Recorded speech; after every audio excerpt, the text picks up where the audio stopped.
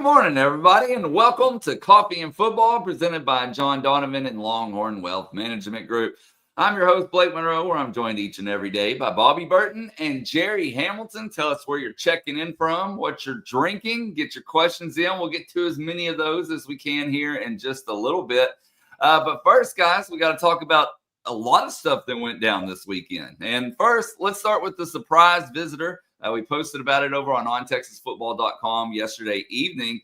But Bobby, Jerry, whichever one of you want to take it, I'm going to let y'all tell everybody about Hero Cano. Well, a little background on Hero Cano is he's a guy that Texas recruited some out of high school.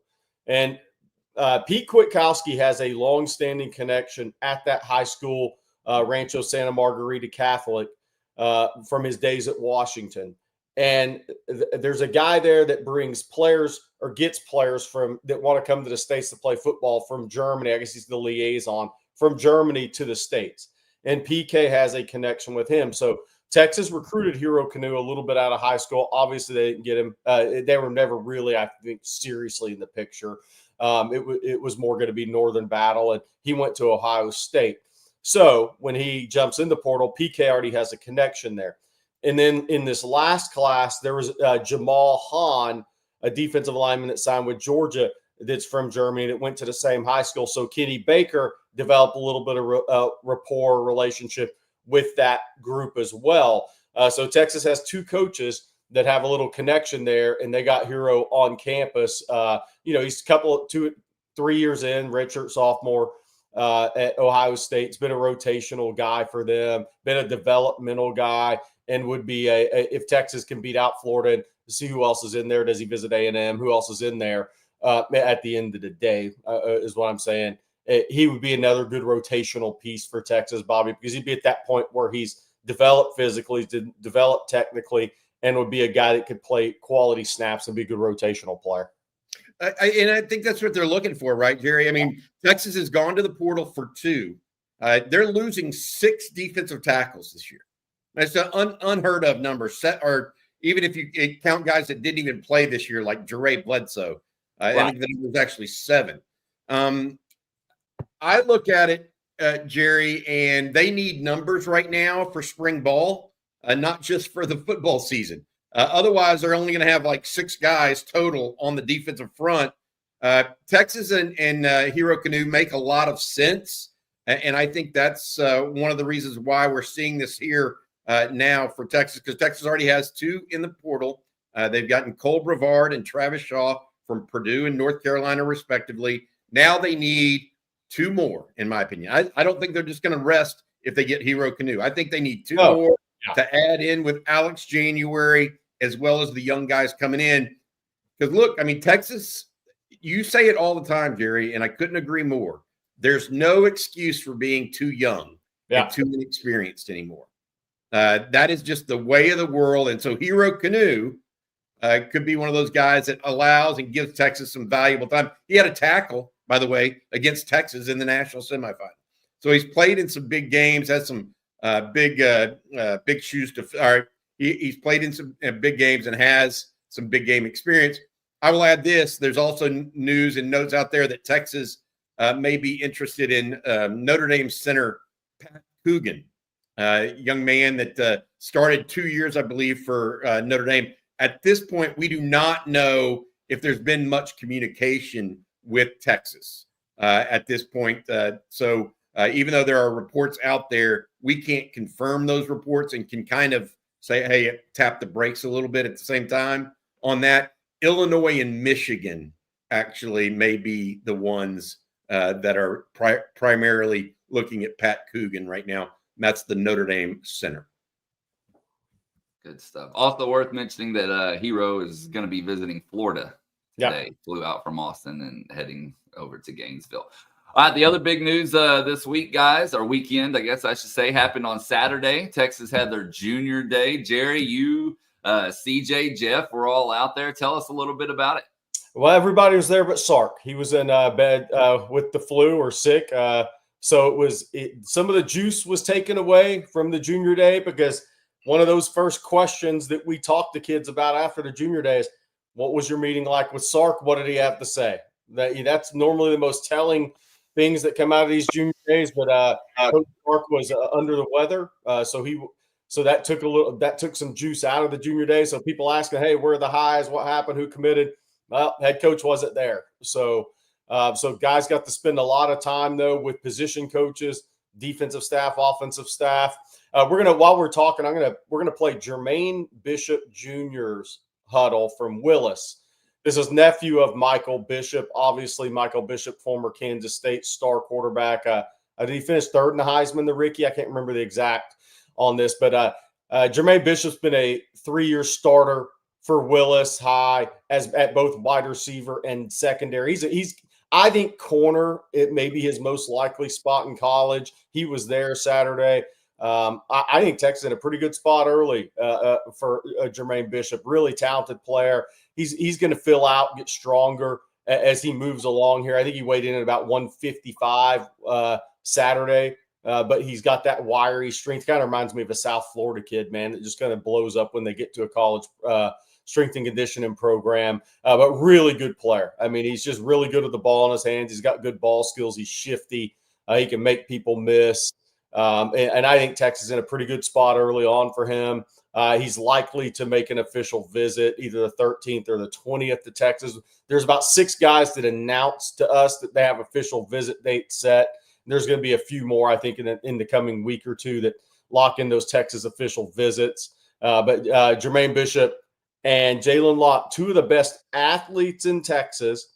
And I think both of those guys are trending maybe to corner with Texas. Jalen Lott spent a lot more time with Terry Joseph than anybody else on Saturday at the junior day. Germaine Bishop spent time with Terry Joseph, defensive staff, as well as a little bit of time with Chris Jackson too. I think he's just such an electric athlete with the ball in his hands that, he's one of those guys that you just kind of, if you can get him, you just want to find a place for him. But I think there's a thought, that corner might be his spot long-term, Bobby. Man, is there any way you can rewind that about 15 seconds for people to by the way, his quarterback up until last year was DJ Lagway at Willis. Yeah. Wait till you see this play right here.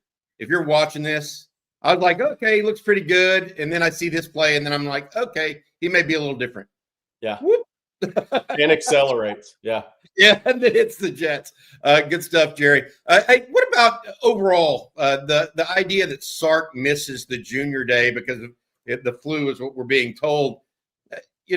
I was thinking about this morning. I wrote a little bit on ontexasfootball.com. I know that is a bad thing in some ways because he doesn't get to make acquaintances with some guys for the very first time and really get to know them. At the same time, Jerry, it puts other teams at a little bit of a disadvantage because they now can't use that visit against Sark. Well, you didn't get called into Sark's office to have a discussion with him.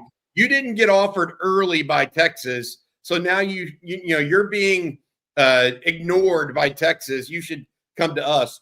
It works a little opposite in that direction because it leaves more mystery, I guess, about who Texas is really going hard after. Because if the head coach isn't there, you can't really use that against Texas as a tool. And we know this. I mean, all eyes are on Texas in recruiting, and teams will down talk Texas. I mean, it's been happening since the dawn of time.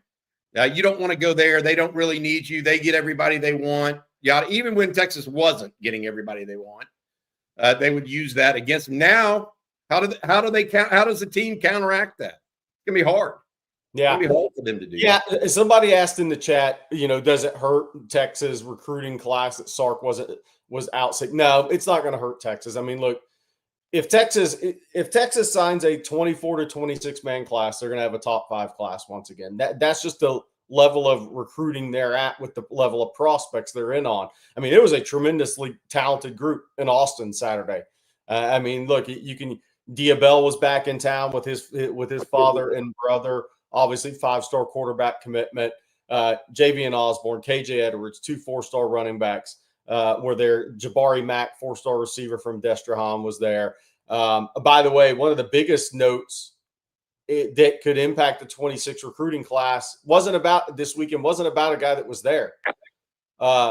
the sophomore tight end at Mater Dei has Mark Bowman has reclassified the 26. He immediately becomes number one tight end in the country, in my opinion, in this class, and a likely five-star ranked prospect. And on Texas football believes it'll be Texas or Georgia at the end of the day, unless somebody else pops in to make it a true three-team race.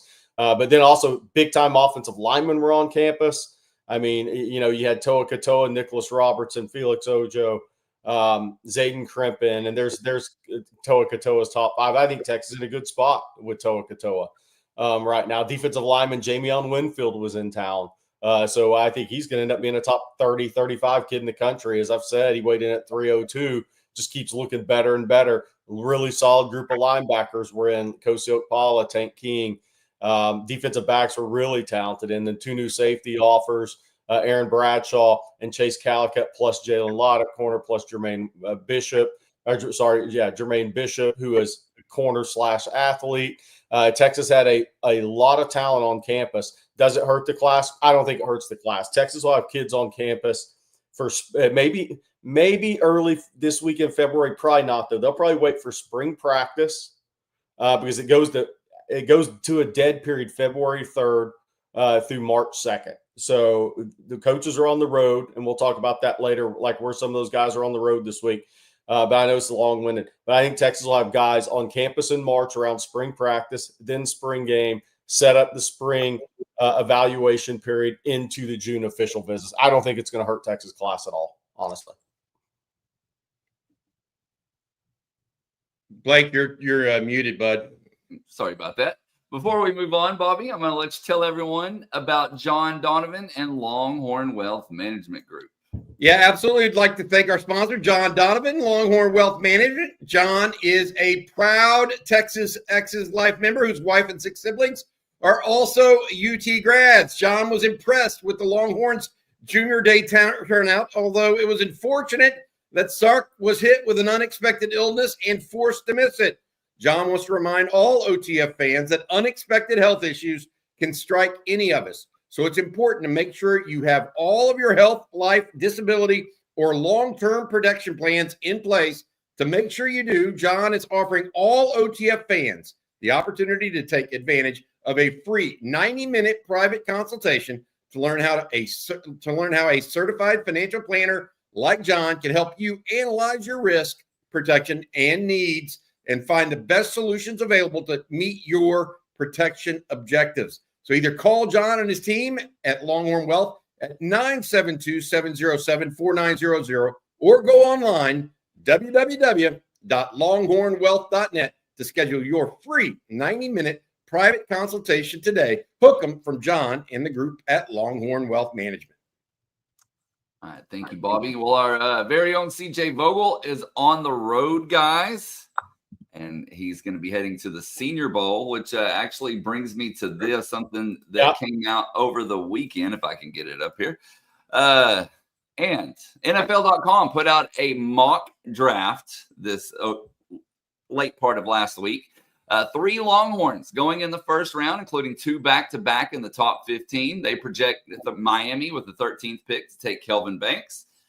Indianapolis with the 14th pick to take Jahdae Barron. And then wide receiver Matthew Golden going number 21 overall to Pittsburgh. Curious to get y'all's thoughts. Look, he's in multiple first-round mock drafts now.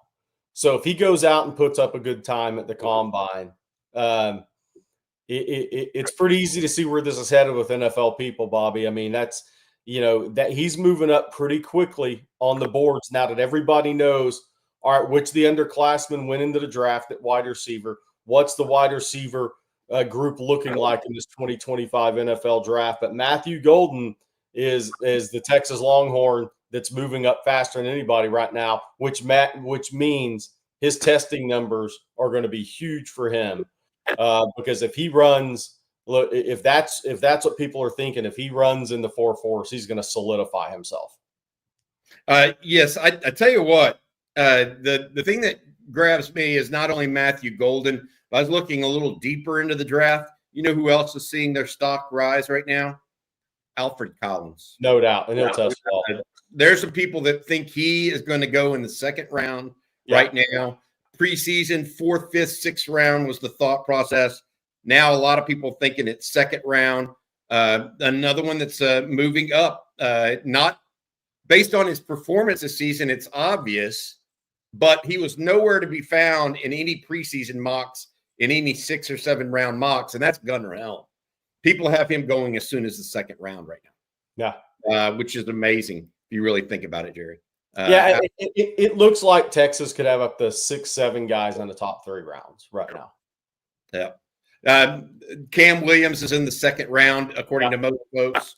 A lot of people concerned with just his lack of playing experience at this point, which is natural. We knew that was going to be the case going in. So one of those things that you just kind of understand. Hey, guys, I can't believe we've made it through 15 minutes this morning and not talked any at all about the Longhorns beating A&M on Saturday. What a comeback by the men's basketball team. Look, you know it's bad when I get a text from one of my friends that is a A&M fan, and it's basically like, I cannot believe we just did that in Austin. A&M was at apocalyptic, I guess is the best word to put it, over this loss. Look at that. Texas outscores A&M by 19 in the second half, Jerry. What a comeback. Down 22 in the first half, come back and beat the Aggies. It was glorious. It was absolutely glorious, in my opinion. Yeah, so look, obviously I was working, so I didn't get a chance to see any of it. I was chasing around on junior day recruiting. So I didn't have a chance to watch any of it. Well, I watched a little bit of it during lunch, right? I was eating some lunch and watched a little bit of it, and Texas was down 18-20 for most of it when I was watching until we had to get back to Moncrief Newhouse. But a huge win because, Blake, I don't know if you have NCAA.net, if you can pull this up, but outside of the huge win, look, Texas is sitting at 32 in NCAA net right now. They are resume-wise comfortably, because that's 2 quad wins this week. Missouri went back home and beat Ole Miss, scored 83 doing it. So Texas has up to 3 quad 1 wins right now, and they're 32 in NCAA.net. Now, I think to get in the tournament, they need to get to 8-10. 7-11 might get you in a play-on game, because your NCAA net may be high enough, and the SEC conference is so extraordinarily good this year. But I think 8-10 would get Texas in the tournament, and that's the key. Is now that you're at 3-4. The rest of the schedule's really tough. Where are you going to find your 5 wins? You got to find your 5 wins. But look, if you have 2 more performances from Trey Johnson like that, that's probably going to be 2. Eke out close wins somehow, maybe home against Arkansas, somebody else, maybe on road against an LSU. If you have 2 more elite games from your best player, that can get you a couple. But Texas is, at what's Arthur Kaluma's, how close to 100% is he going to be? Because you go on the road, by the way, hello, Chris Beard. Wednesday's in Ole Miss. Is at Ole Miss against Chris Beard. Saturday at LSU. So 2 road games coming up this week. They really need to split those 2. If they could be sitting there at 4-5 coming out of this week, that means you win a road game. Then if you're sitting there at 4-5, you can start to see that path to 8-10 to get you in the NCAA tournament. So that was a huge week for Texas basketball, because when you're sitting there 1-4 and you're saying, okay, you got to split, and then you still have a lot of pressure. But winning both of those gives you at least a path to get to the NCAA tournament, because otherwise I think it was going to be very iffy. And since we're talking about basketball, we also need to give a congratulations to the women's team, as they had a very hard-fought victory yesterday at Ole Miss. They ended up winning 61-58, but things were looking a little bleak there towards the end of the game. And you're talking about .net ratings, Jerry. They are 3. Yeah, right on that 1 seed line right now. That was a huge win, though, because that's a game you were favored to win. Texas didn't shoot the ball well. Taylor Jones played really well again in the post. Madison Booker, I think Bobby said there's like 20. I watched the closing part of that. I think Bobby said there's like 20, 30 family members there because that game was at Ole Miss in Oxford, and she's from the state of Mississippi.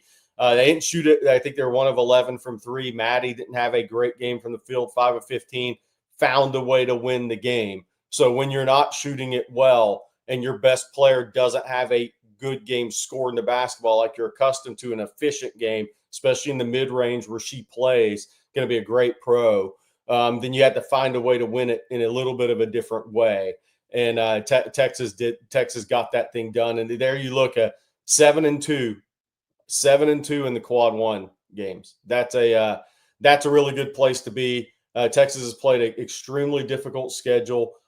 South Carolina has 9 quad 1 wins, Texas 7, and you don't see anybody else really with more than 5 in this top 10.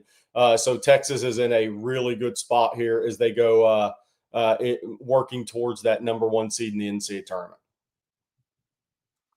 All right. Let's get to some questions, guys. And we have actually a lot of recruiting questions. I want to talk about that. Go back to junior day for a moment. Antoine says the 26 in-state running backs, KJ Edwards, Osborne, Isaiah Lee, Jet Walker, or Christian Rhodes. Who would y'all take? Well, 2 have offers. Javian Osborne and KJ Edwards, they were both there, both spent time with Tashard Choice. That's where it starts and ends right now in state. Those are the 2 guys that have offers. We'll see if in this spring evaluation period or a little bit later on, does a Christian Rhodes pick up an offer? That, I think, could have something to do, a lot to do with where is Texas at with Amari Latimer from Tyrone, Georgia, and outside Atlanta, Sandy Creek High. Because Tashard Choice is going to be by that school this week. And we'll get to that. It's a big week on the road for Chris Jackson, by the way, and Texas receivers coach. But Kenny Baker, Tashard Choice are going to be in that Atlanta area this week. Amari Latimer is the bigger back that has an offer. And right now, Amari Latimer, Javian Osborne, and KJ Edwards are the 3 we're focused on. That doesn't mean the only ones, but those are, I think, the 3 right now for Texas. And we'll see if Christian Rhodes picks up an offer. Isaiah Lee, we talked to him from Lancaster after the junior day. He spent some time with Tashard Choice. Texas didn't give him a timeline of if they were going to offer him. So I think that's more continued evaluation mode. So the names to know, again, out of that group in states, Javian Osborne and KJ Edwards, unless somebody else is offered. And Beard, I see your super chat, but I'm thinking on your question before I answer it. So I will get to it. I want to hit this one because I'm going to forget real quick, Blake. Go ahead. Because somebody else asked, Booby Feaster 2027 4-star plus receiver that out of DeSoto. I do expect him to reclass to 26. Does that mean he jumps to the top of the Texas board? I don't believe that to be the case. I do think he will be under serious consideration by Texas. But for those wondering, where is he? I mean, I hate to bring up the name. He is not Decorian Moore level guy for me. He's really, really good, but he's not that. It's just like, boom, he's just a dude, just a for sure 5-star guy. I think he's a really good prospect, but when he does officially reclass to 26, I don't think that means he becomes some must-get guy for Texas. I think he's a guy that they like and they'll recruit really heavily, but just for reference. I think you got to – people want these guys to be, superstars, et cetera. I think that it's interesting because last year, Jerry, you said that there were 2 guys in the class of 2025 that you thought were going to be phenoms, basically. And you said this a year and a half ago. And you said they were Decorian Moore and Ryan Williams. Well, Ryan Williams reclassified, and he was a phenom. Yeah. Uncategorically, right? And now you're saying the same thing about Decorian Moore. And people got to realize those guys don't – Jeremiah Smith, a tremendous player. There aren't many of those guys out there. And so it's not a knock on someone when you're not saying they're not, the greatest of all time kind of thing. And I think some people get turned off by that. But the reality of it is that there's a reason there are special players. Yeah. And I'm not saying Booby Feaster won't eventually be that. He's just not that right now. Yeah, look, there's a ton of there's a ton of talented players around this country. That's the one thing that you do this a long time and you see it all. I mean, there's a ton of talented players. Boobie Feaster will be a top 100 player in the country. So he is an extremely talented player. He is very good. Now, when he reclasses from 27 to 26, does he jump ahead of Tristan Keys from Hattiesburg, Mississippi? I'm not sure. That's a guy that people have ranked 5-star. So I'm not sure about that. Tristan Keys happened to have a conversation with Texas last week, and Chris Jackson's going by the school this week. So I think Chris Jackson's at Destrehan today, based on what Jabari Mack told us. And Jabari Mack was at the junior day. So following up as Chris Jackson, where's he's going to go see Aaron Gregory, the Texas A&M commit in Douglasville, Georgia. He's going to go see Naeem Burrows, who's probably going to run in the high 10-4s this spring at the Bowl School in Jacksonville. He'll go by and see him. So a lot of talented guys out there.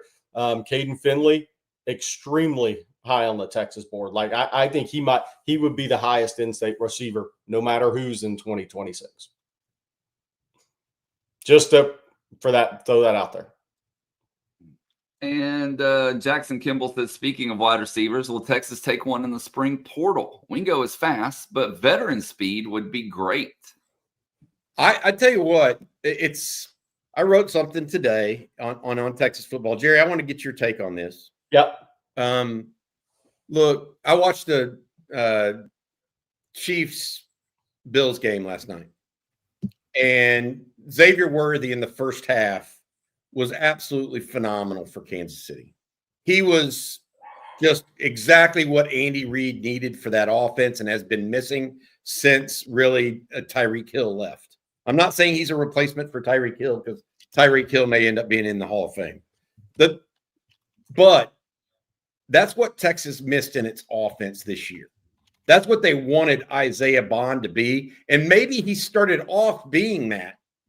And then he had the ankle injury and he never just developed into it. But as good as Matthew Golden was this year, Texas did not have that speed guy that, other than Jaden Blue. Now, Jaden Blue was one of those guys, but they didn't have that guy, Jerry, that you just worried about their speed like that. And I'm with them. I'm with you. I think that they've got to find somebody that has that level of speed in the portal, if possible, that scares the you-know-what out of people. Yeah. Because Sark and guys like Sark, like Andy Reid, who calls plays similar to him, they want that. I think they've got to find that, because I don't think there's a reasonable facsimile on the roster. I don't think it's Ryan Niblett. I know it's not Aaron Butler. There's nobody else on the roster that's really like that. And so, I mean, the closest might be Ryan Wingo, and he's a big guy. That's not just straight speed. So you want to use him differently. My point being in all of this is I'm not so sure, having watched that game in particular, a big game like the AFC Championship. Imagine if Xavier Worthy would have been playing for Texas against Ohio State. How many outside screens would they have run? How many would Caleb Downs have looked as good? Just going to put this out there. Screaming downhill. I'm because Xavier Worthy can eliminate pursuit angles. Guys like that, and what I'm talking about, that's one thing that Texas missed this year, in my opinion, and they still need to find one for next year. They need to find one for next year. Yeah, and that's obviously that's obviously what they want to add. That's the reason they went after a kid from Georgia Tech. So we'll see. We'll see if anybody jumps in the portal that fits that bill, because I think from the high school ranks coming in, they have tremendous body control guys. And Jamie French is good after catch. He reminds me of A.D. Mitchell in a lot of ways. We'll see if he ends up being that fast in terms of testing times down the line when his NFL time comes. But they have the back shoulder guys in Khalik Lockett, but they in Dalen McCutcheons and that DeAndre Moore mold. Those are the three freshmen coming in, but they definitely need that speed guy that has some experience, and they're going to try to get it this spring. So we'll see if anybody jumps in the portal. Somebody was mentioning Carnell Tate, and not that somebody was saying, is Carnell Tate going to be that guy? Would he have been that guy? He wouldn't have been a speed guy, but like we said with Carnell, we believe he was going in the portal if he actually did, but that's not what he would have been. So Texas is still looking for that speed guy. But that, Bobby, that's the other thing is if that guy is not there, will they still add somebody? That's going to be the question. They'll have to be answered after spring practice, after they see what their roster's looking like and that room's looking like. I'd say they should. I mean, they need someone that's caught 40, 50 balls. I mean, you brought in 2 last year. One of them really paid big dividends in Matthew Golden. I just don't see why you don't always take one. I agree. CJ's talked about it. Rod agrees. Why not take one highly productive wide receiver in the portal every single year? Because that is going to be the youngest part of this team right now, it looks like, because you're probably going to start a sophomore and a junior in Ryan Wingo and DeAndre Moore. But who else after that? Is it going to be Parker Livingstone? Maybe. He would be a redshirt freshman at oldest. Then you're going to have a tight end in Jordan Washington or Spencer Shannon that hasn't played much, an offensive line that's got 4 or 5 starters gone. Texas needs to get a little older on offense, a little more experienced on offense. First-year starter at quarterback, too.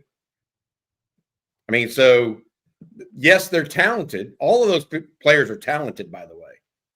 But there's no excuse for not being experienced or ready to go in college football anymore, not with the transfer portal. Right before we move on, Jerry, I'm going to let you tell everyone out there about Joy Mode. Man, activate your everything. Joy Mode. Say goodbye to weak erections with Joy Mode Sexual Performance Booster. This all-natural supplement is designed to enhance blood flow. Sounds positive. Giving you firmer, more reliable erection. But Joy Mode isn't just about better sex. Daily use supports healthier blood vessels, boosts heart health, and enhances your athletic performance. Yes, we'll all dunk basketballs. Expertly formulated and backed by science, it's proven to improve erectile function by 50% in just 2 months, 60 days. Simply mix a pack with water and feel the effects within 45 minutes. Maybe that's what Texas basketball did at halftime. Take control with Joy Mode. They scored 45 in the second half. With Joy Mode, get a boost anytime, anywhere, and never miss a beat. Joy Mode features just 4 simple, proven ingredients, unlike prescription options that involve doctor's visits and managing pills. Joy Mode provides a straightforward, effective solution. Join the over 200,000 men who trust Joy Mode to boost their performance without the side effects. Start a subscription and save up to 30%. Keep your performance at its best without any interruptions. If you're looking to take your game to the next level and beyond, visit tryjoymode.com and use code ONTexas, all caps, at checkout for 20% off single purchases and 30% off subscription orders. That's tryjoymode.com and use ONTexas, all caps, for 20% off single purchases. And for the A&M basketball fans down in the dumps after that choke job in Austin, maybe hit up tryjoymode.com. Because that was a choke job. Talk all that mess when you're up 20 and then you lose. That's called a choke job. Kind of like couldn't happen to a better group. Yeah. All right. I'm also going to let everyone out there know about Cure. Cure is a plant-based, hydrating electrolyte drink mix with no added sugar. It's a natural, delicious, and convenient way to keep you and your whole family hydrated without the artificial stuff. Over the last couple of months, I've been very careful about what I put in my body. I've changed my eating habits, my drinking habits completely. So when Cure wanted to sponsor OTF, I was very happy. Cure is made with clean ingredients. That means 0 added sugars, no preservatives, no artificial flavors. And it also tastes great and comes in a wide variety of flavors. I love their lime one. This is the jam right here. My wife drinks their watermelon flavor. We both love the lemonade as well. I drink it every single morning to start my day. And it also came in clutch when my entire household had the flu last week and I needed to keep my kids hydrated. They even liked it. Hydration goes beyond just drinking water. It's about replenishing the electrolytes we lose through sweat, sleep, alcohol, and daily activities. Water alone isn't enough to do the job. That's why you need to try Cure, the electrolyte drink mix that tastes as amazing as it makes you feel. And for OTF listeners, Cure is offering 20% off your first order. Stay hydrated and feel your best by visiting curehydration.com/OnTexas. Use promo code OnTexas at checkout. That's curehydration.com/OnTexas and use code OnTexas for 20% off your first order. By the way, speaking of joy mode, we haven't hit this yet, but Jim Knowles took all of Oklahoma's and went.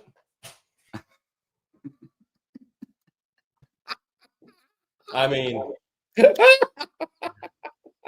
I don't know what comes after joy mode for OU fans. I don't know what's left, man. They're going to have to stay hydrated after all that drinking. They're actually, yeah. They need a little. I wonder how many are going to jail for fighting each other. Right? Hey, fans at Penn State won't need it this morning. For those that don't follow what we're saying, Jim Knowles, the defensive coordinator at Ohio State that helped them to a national championship, formerly at Oklahoma State, went to Ohio State from Mike Gundy's squad 3 years ago. The architect of that defense has taken a deal with Penn State, becoming the number one paid assistant in college football. The reports are, Jerry, $3.1 million to be an assistant coach at Penn State University. So we'll see what that means. He's James Franklin has his quarterback back, his two running backs returned. He's got Andy Koltanicki as his offensive coordinator, the guy that came in from Kansas. Now he's got Jim Knowles as his defensive coordinator. If 2025 isn't Penn State's year, I don't know what to tell you. Big deal here. Although I will say this about OU and losing Jim Knowles. If they could afford to lose somebody, it would be on the defensive side of the ball.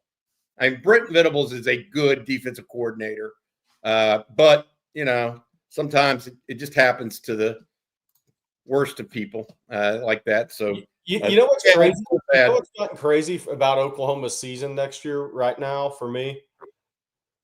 I've been saying no quarterback will have more pressure on him than Arch Manning when he becomes a starter at Texas, just from the name ID and the coverage of all of it. But I'm here to tell you, John Mateer's got a hell of a lot of pressure on him because Oklahoma fans are looking at him as a Baker Mayfield Jr.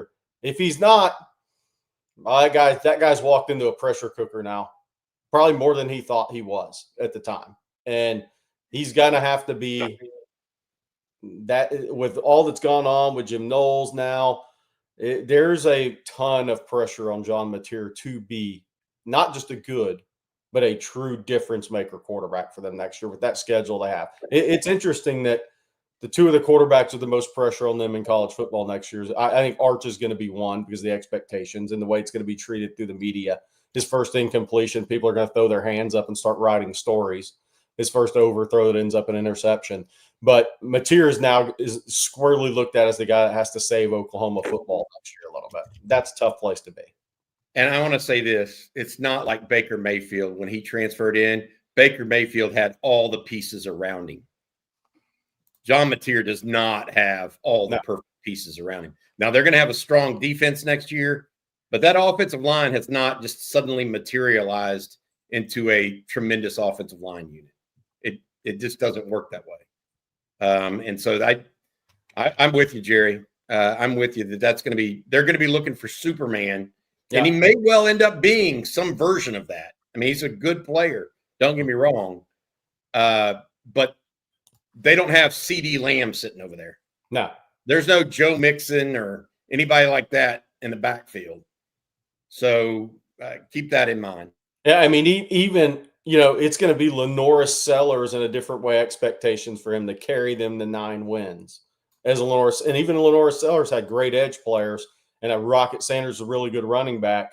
But that's what it feels like it's coming down to for Oklahoma. Hey, go be our Lenoris Sellers, and he's not. He's a different player. But I'm just saying the quarterback that just carries us to 9 wins. That's what it's starting to feel like at Oklahoma right now. And well, by the way, 9 wins. But hey, talk about changing perception. Is 9 wins now that number for OU? I mean, just 3 years ago, you would have said 9 wins, and everybody would, wait a minute, OU needs to win 10 or 11. That's the expectation. Right. How quickly things have changed. 2 losing seasons in 3 years. Yep. If they don't get – I mean, look, it's with that schedule, if they got the 9 next year on that schedule, they've actually had a hell of a year. But to your point, Bobby, that's not the expectation at Oklahoma. No chance. All right, guys, let's jump over to some more questions here. We got a super chat from Hood Ash or Who Dash with turn time skipping junior day and heading to Tennessee, family event. And Ojo saying that Texas has told him he's Texas' number one priority. What's up? Don't worry. It's January 25th. It's on John Turntine's the top of the Texas offensive line board. That's what I'll say. I wouldn't put much worry into things. There you go. I want to say this as it relates to that. Texas is going, and I'm looking at the offensive line group, Jerry, that showed up in Austin. Felix Ojo, you mentioned. Toa Katoa, he just dropped his top 5 that was done this morning, right, Blake, when you showed that to us earlier? Yeah, right before we started.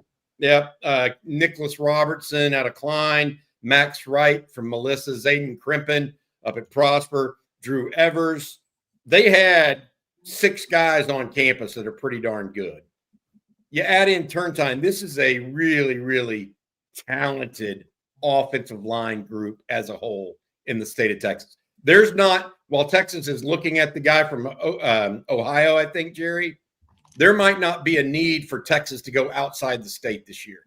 Would you agree with that at this point? Unless there's a superstar out of state. The Ianacho guy for some reason called Texas. Sorry, I didn't return your call for 2 months, but I'm interested now, type of thing, right? And he's out of Maryland or something. Yeah, and he's a total freak. But one of the things that came out of that was some of the offensive line targets set their official visit dates this week. And I think since Sark wasn't there, he was sick, I think Texas made a push to get these guys to lock in dates this weekend, more so than maybe waiting a couple of weeks.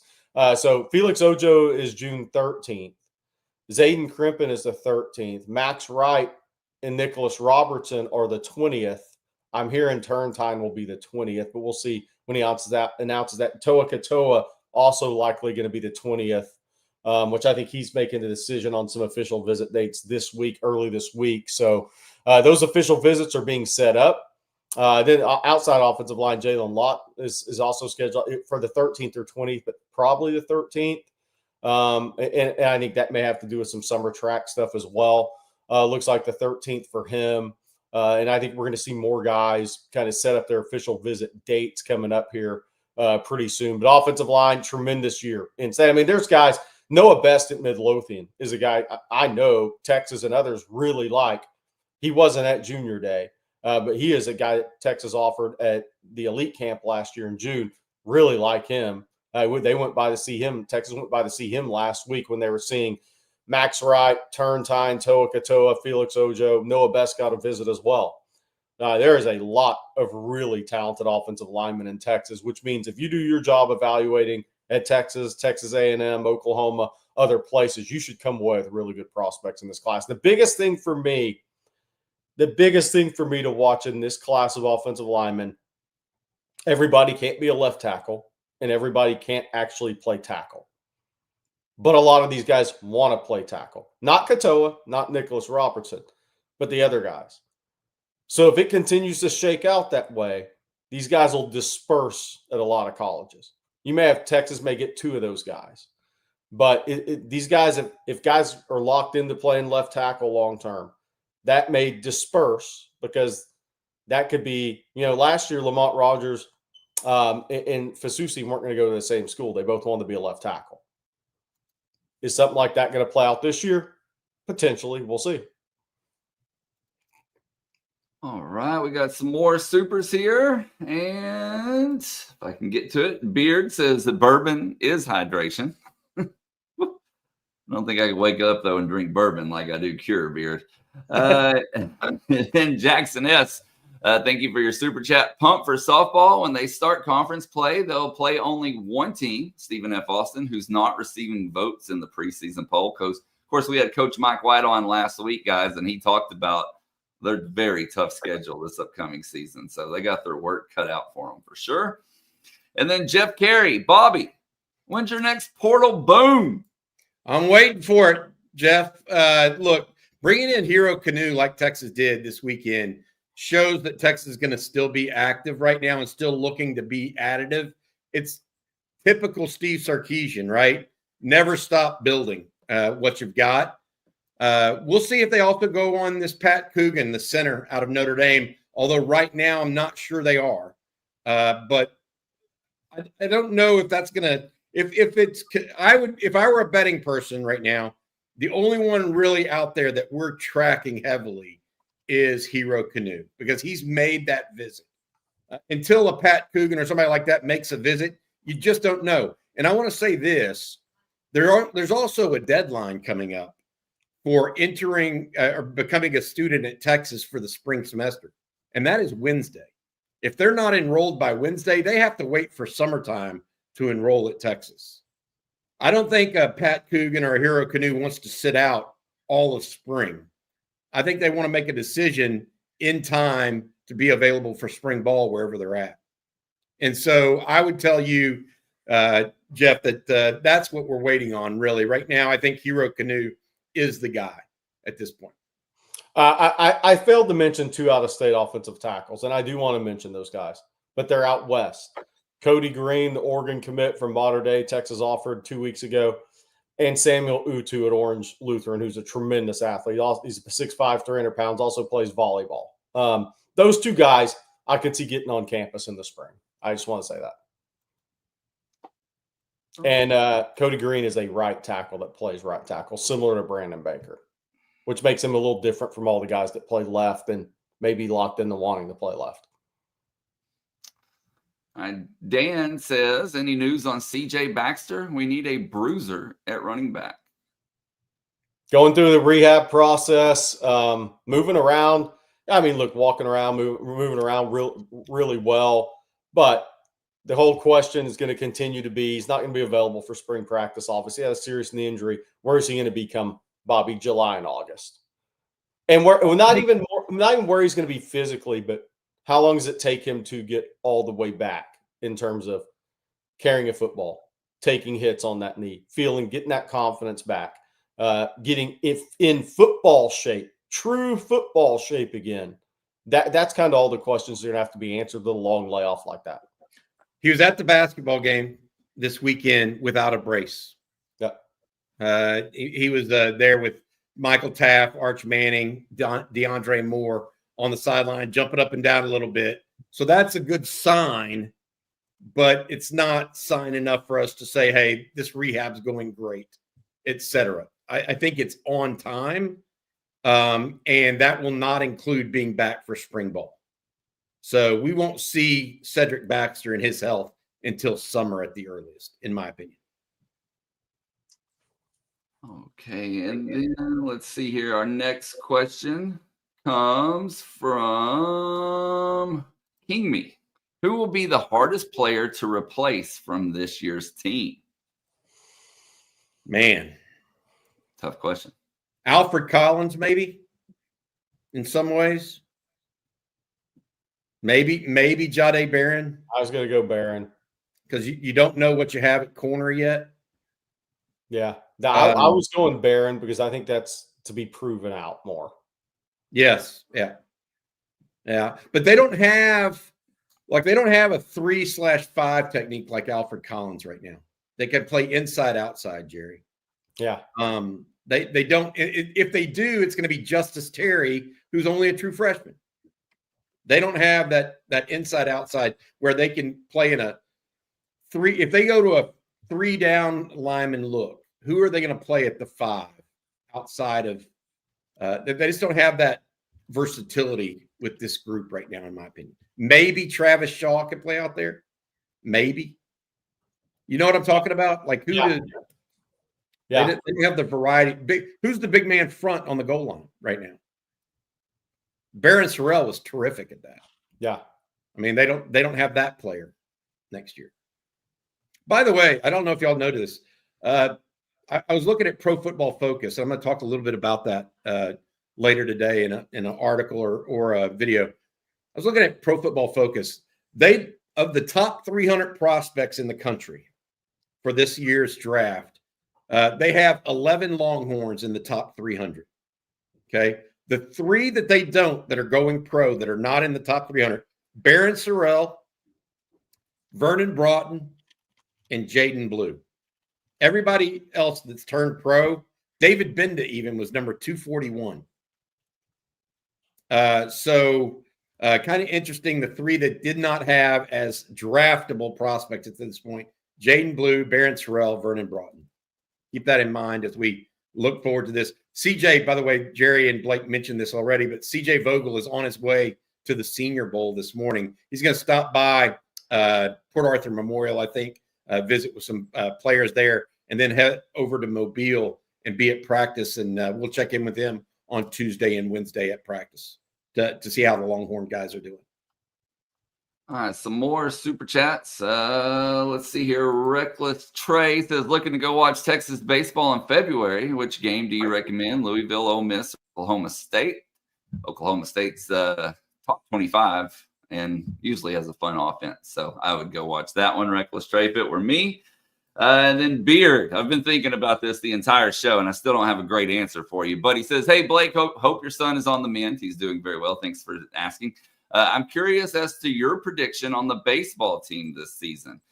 And, man, I think if you can be 17-4, 16-5, something like that by the time LSU rolls around, you're going to be sitting in good shape for conference play. Texas plays, I think it's 3 top 5 preseason teams and then 7 top 25 preseason, top 25 teams. So I don't know, man. It's just so tough to say without seeing how they're going to look under Sloss. But like I said, I think if you're somewhere around 17-4, 16-5 by the time conference play starts, you're sitting in pretty good shape. So, hey, Blake, anytime a potential superstar arrives on campus, we need to talk about him a little bit. Yeah.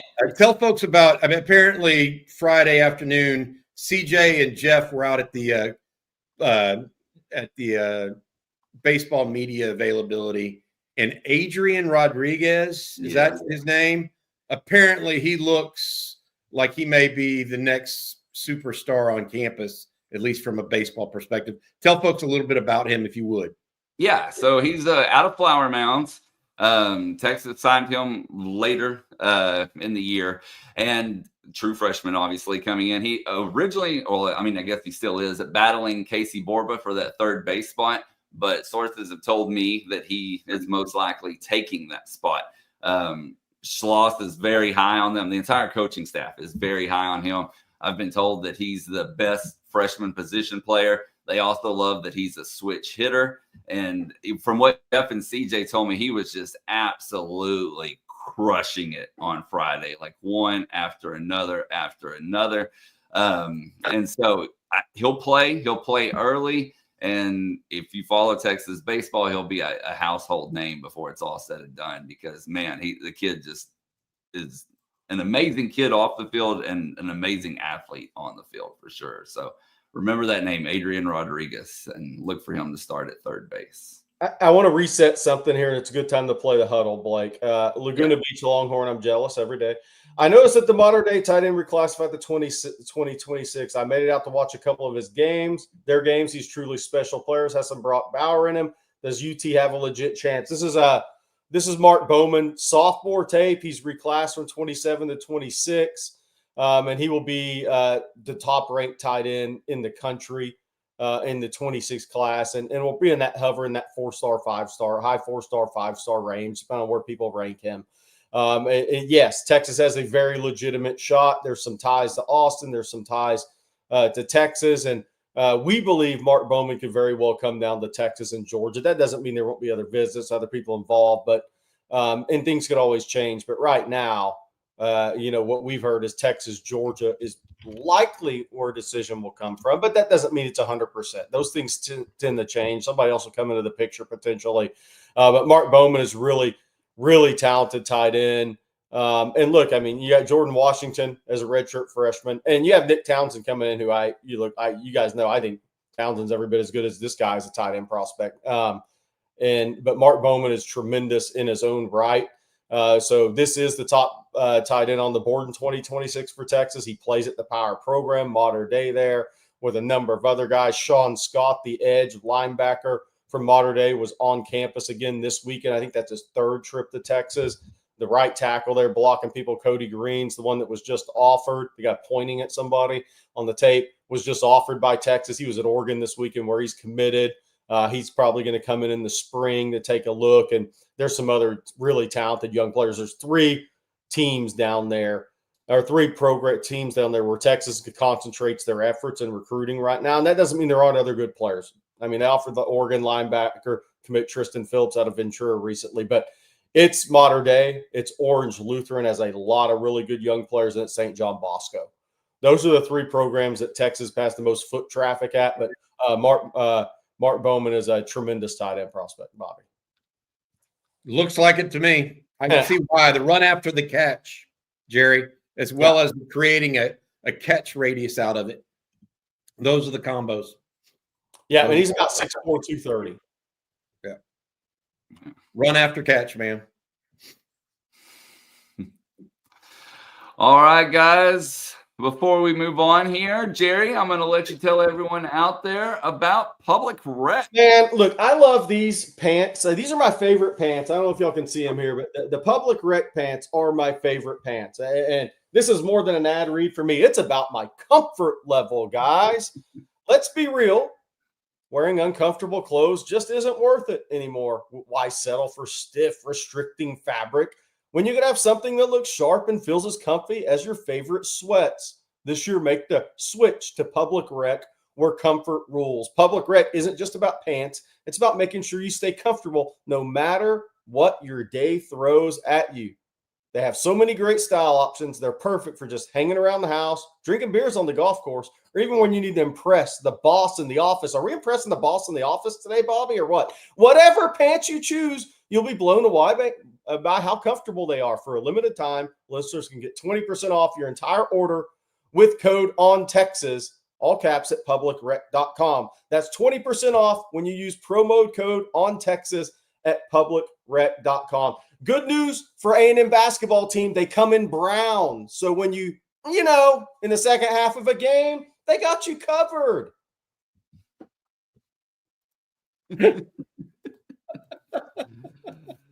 Oh, as usual, that's a tough act to follow, but I got to do it here.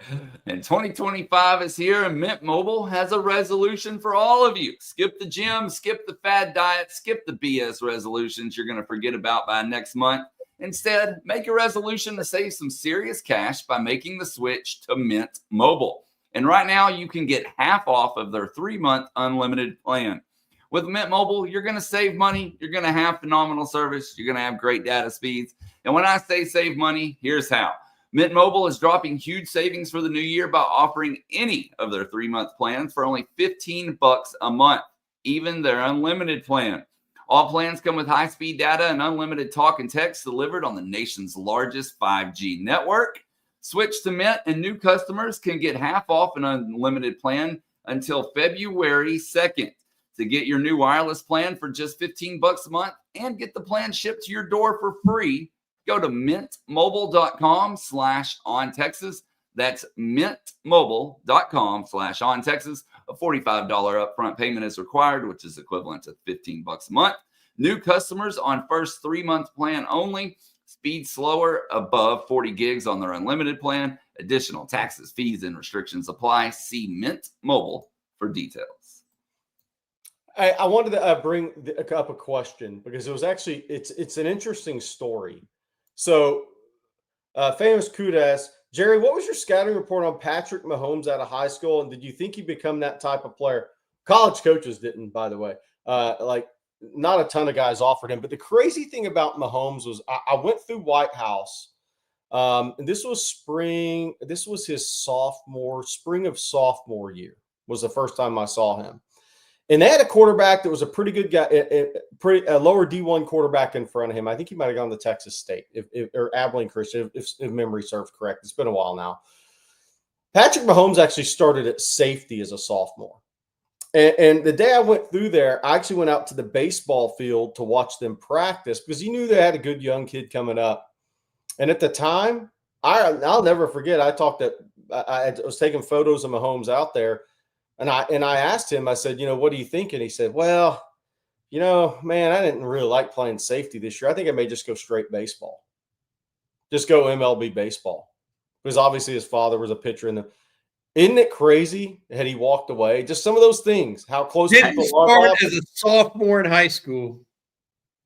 And I can add on to that because Bobby or Jerry, one of you sent me to a 7-on-7 years ago. This was after his first year of playing quarterback. And I was talking to him and same thing. He was like, yeah, playing quarterback's fun, but I'm not really getting any offers that I want. I got offers for baseball. I think I'm going to go the baseball route. And that was right after, that was his between junior and senior year. He came this close to walking away from football at one point. That's crazy to think about now. That is. He had a whale of a senior season. Cliff Kingsbury could find himself a quarterback now. Him and Mike Gundy were the guys that offered him that, you took notice of. Yeah. But hey, think about all the quarterbacks. Cliff Kingsbury got Baker Mayfield to walk on. I mean, give me a break. Yeah. If Cliff has a little magic touch with quarterbacks. May not be a great head coach, but he knows what a quarterback looks like and how to put them into situations. He was the first guy to offer Kyler Murray in high school as well. Was he really? Yep. All right, guys, we got some more questions here. Let's see. Actually, we have a super chat real quick from Loba Bread. Closer to draft time, getting Bingle on to talk about UT players and where they shake out in the mock drafts would be awesome. We can do that. Good friend of the program. Always appreciate him coming on. And then Ralph Neely says, with Colton Bostic having surgery, do y'all think maybe that pushes him down on the depth chart?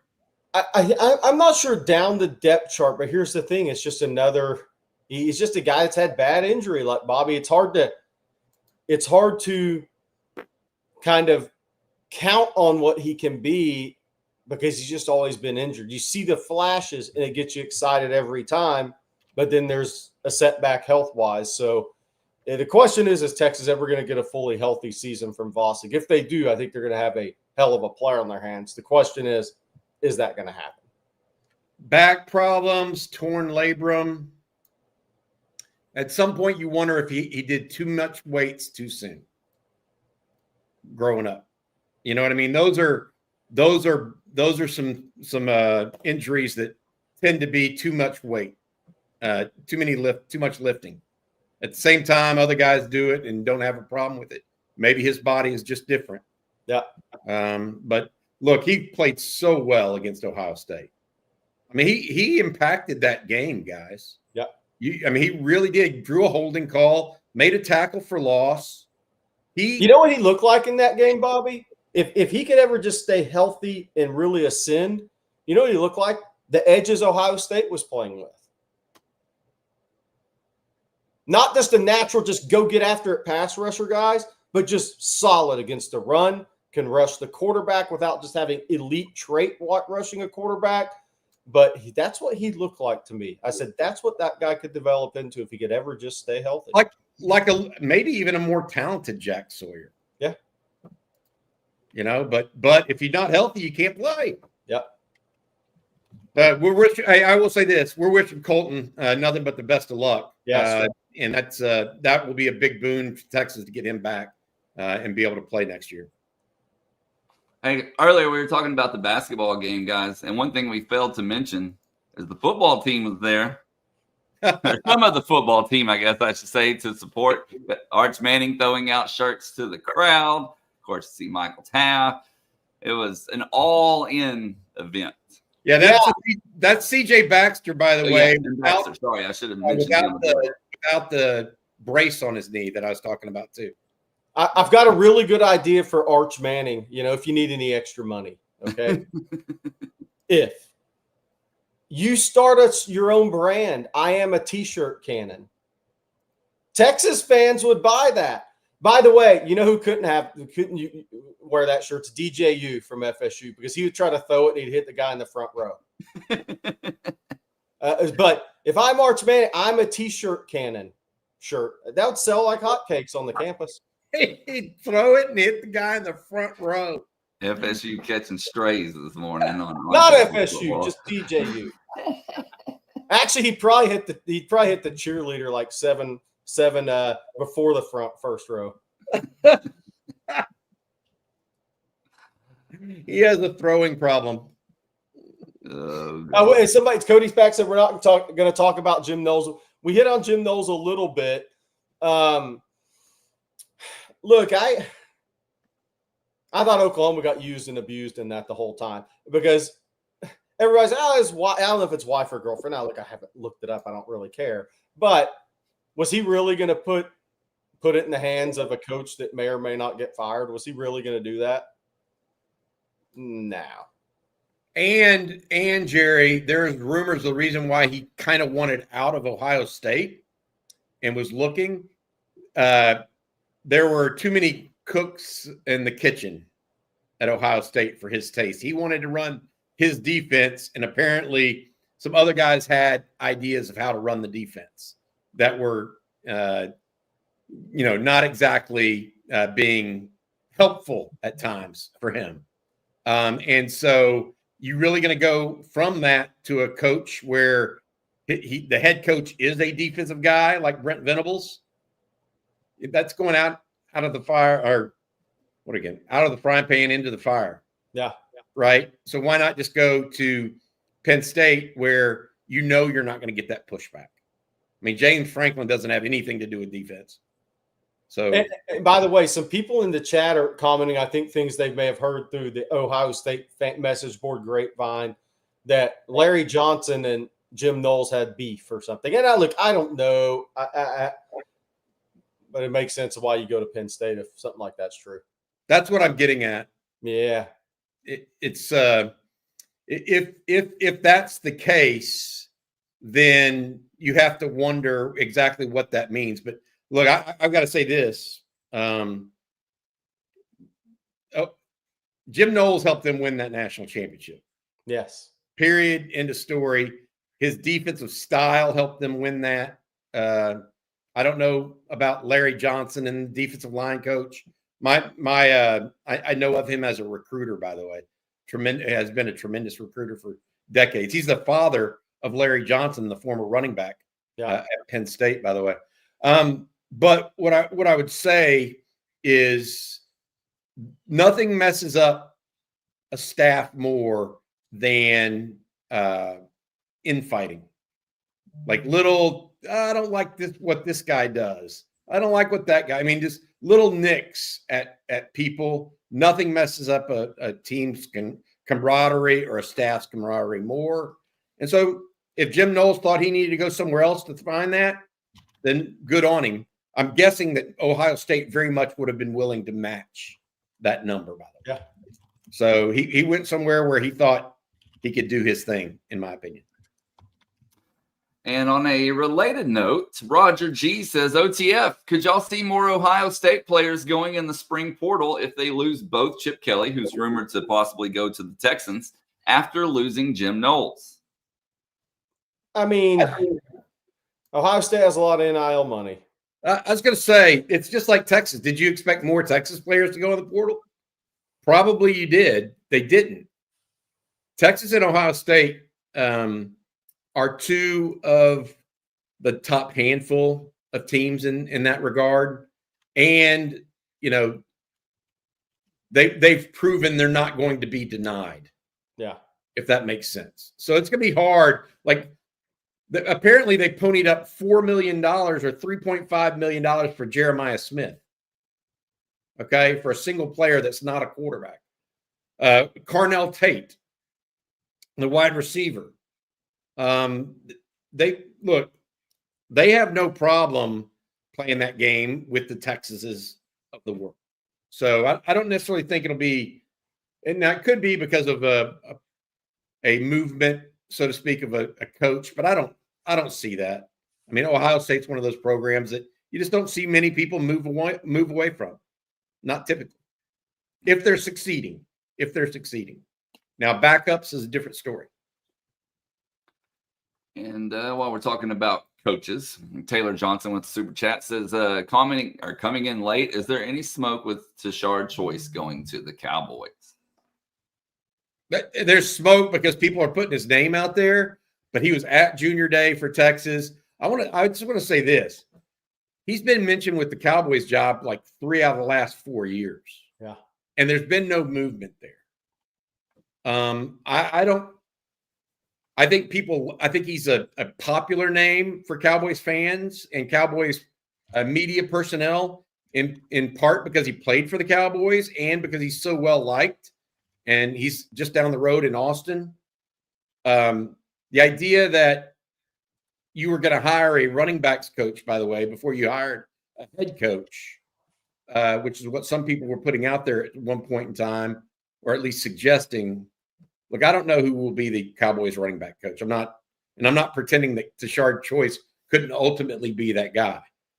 But college football assistants right now are making as much or more than pro assistants. Yeah. So not across the board, but at a position like running back coach where you can also be an elite recruiter, you have more value in the college game than you do the pro game. And so you're getting paid more, in my opinion.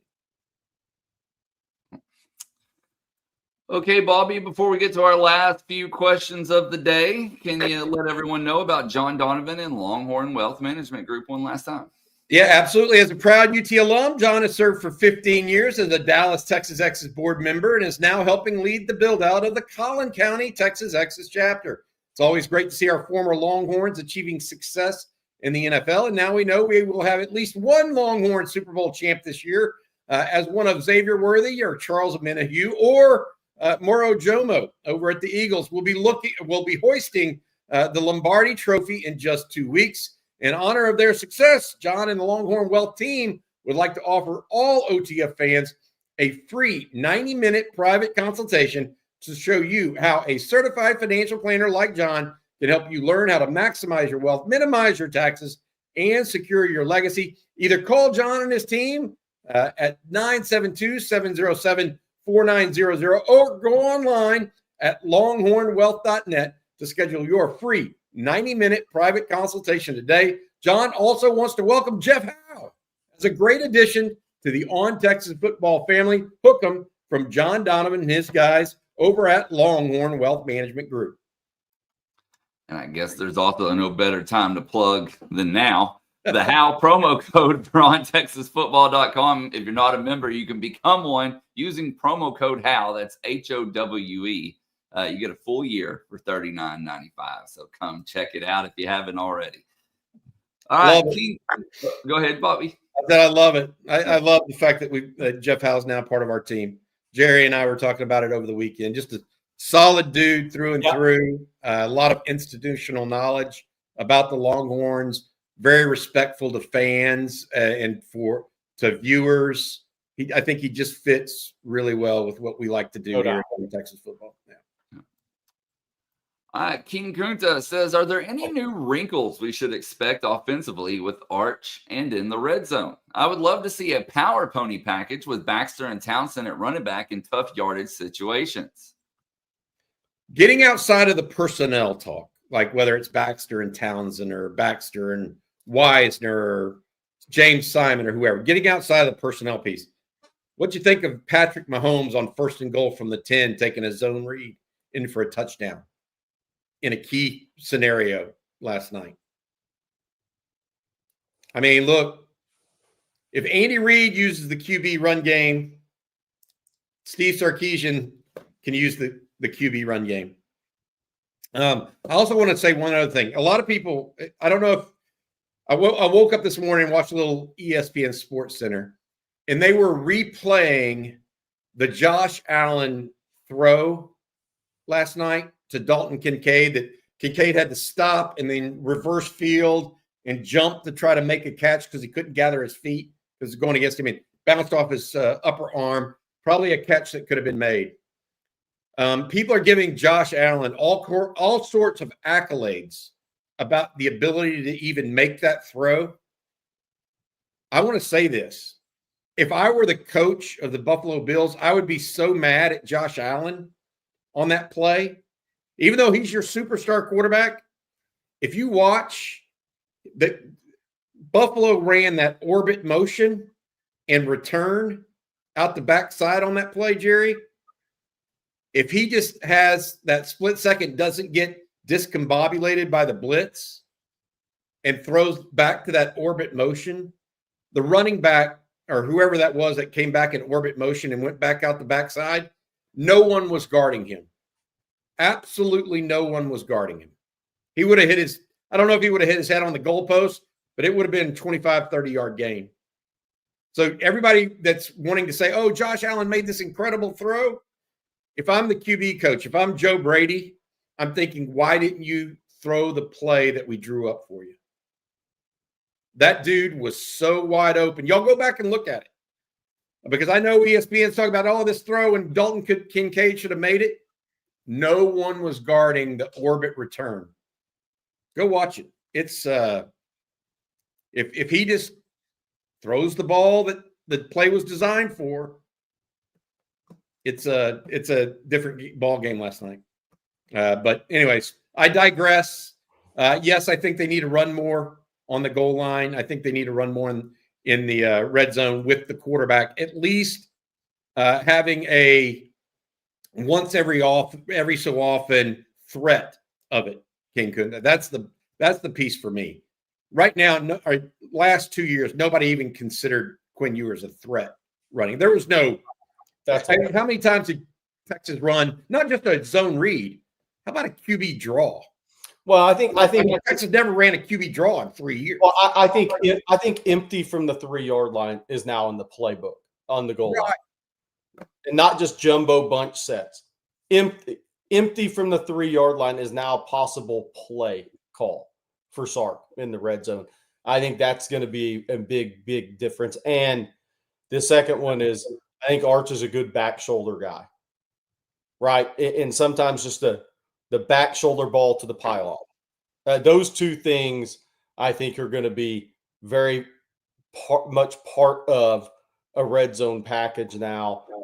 But Arch's ability to run, but it's not just ability to run; it's the size to do it as well. The threat of it. The threat of it, but empty from the 3-yard line could be a play call now with a QB draw. Design QB run. Try to push might be in play too. No. That wasn't going to be in play with Quinn Ewers. Just didn't have the lower body strength. All right, we got a super chat here from Roy. Thank you, Roy. He says, will Ohio State go after PK? Man, wow. I hadn't thought about that, Roy. I hadn't thought about it. They could. He's pretty well paid right now, though, and I don't think he's looking to leave. If you're Ryan Day, would you go after the guy at Iowa State that runs the same defense? From Ohio State originally, too, by the way. Yeah, or you just where you don't have to make a big scheme change, where you just have a smoother transition potentially. I don't know. They're losing 8 starters. Sonny Styles came back, so 8 or 9. They've lost 8 or 9 starters off that team, or they will defensively. But that may be something to look at as far as a smooth transition too. That's a good point, Jerry. Really good point. Why would you change what just worked? Just because it didn't work, apparently it didn't work for Larry Johnson, but just because it didn't work for him, it sure as hell worked for the program. Right.